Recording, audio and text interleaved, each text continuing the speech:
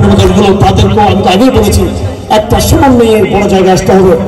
আলহামদুলিল্লাহ আমরা যে মোল্লাতান্ত্রিক পায়গাম নিয়ে আসছি সেটা না, আমরা ইসলামের এমন এক মহান বাণী নিয়ে আসছি আপনাদের সামনে। ইসলামের এজেন্ডাগুলো বাস্তবায়ন করলে আমি যে জাকাত প্রকল্পের কথা বলতেছি ইনশাআল্লাহ আগামী 6 মাসের মধ্যেই 1 বছরের মধ্যেই সেই প্রকল্প আমি আপনাদেরকে পেশ করবো ইনশাআল্লাহ আজিজ। এবং জাকাত এমন একটা প্রকল্প, এই প্রকল্পের মাধ্যমে ডাইরেক্ট দারিদ্র্য বিমোচন হয়।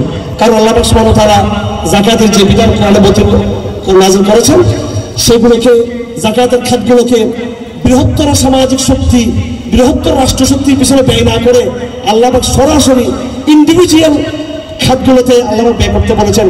কারণ ব্যক্তি যখন শক্তিশালী হবে সমাজ শক্তিশালী হবে, সমাজ শক্তিশালী হলে রাষ্ট্র শক্তিশালী হবে।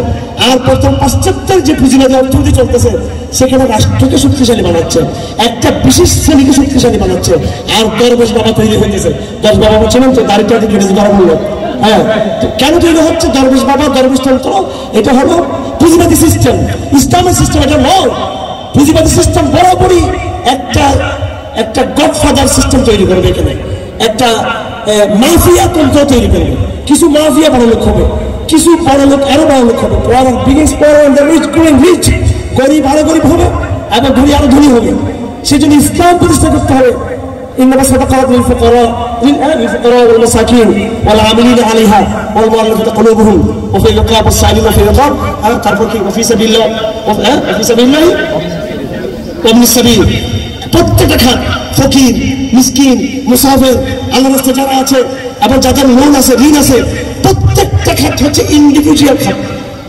ইন্ডিভিজুয়াল অর্থাৎ ব্যক্তি শক্তিশালী হবে, সমাজ শক্তিশালী হবে, পরিবার শক্তিশালী হবে। পরিবার ব্যক্তি মাধ্যমে সমাজ যদি শক্তিশালী হয়ে যাবে, সমাজের সবার কাছে পয়সা আছে, সবাই ধনী, তো সবাই মিলে তো পদ্মা সেতু 10টা নির্মাণ করতে পারবে। আর বিদেশ থেকে ভিক্ষে করে এনে মডেলগির বাজি উন্নয়ন করতেছে। এই ঋণের বোঝা যে আরো কত বছর বাঙালি দিবে আল্লাহ জানে, এই ঋণগুলো করতে করতে।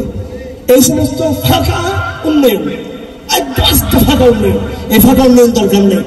ইসলাম এমন এক জাকাতের বিধান দেয় যে জাকাতের বিধানের মাধ্যমে এমন উন্নয়ন হবে যে উন্নয়নের সাথে ঋণের কোনো সম্পর্ক নেই।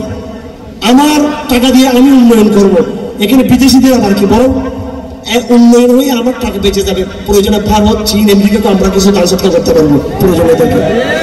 ইসলাম হচ্ছে সেটাই, গল্প না। 1000 বছর